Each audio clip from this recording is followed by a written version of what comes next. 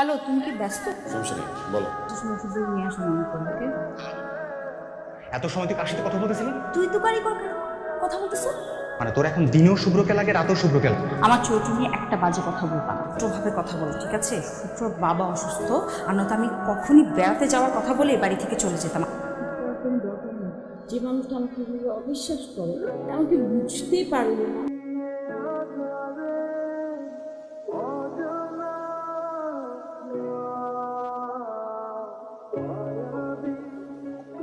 গতকাল রাতে যা হয়েছে ব্যাপারটা তুমি ভুলে যাচ্ছ, একটা মেয়ে ছিল, ভুলে হয়ে গেছে। কি আমি ওটা রিপিট করতে চাচ্ছি না।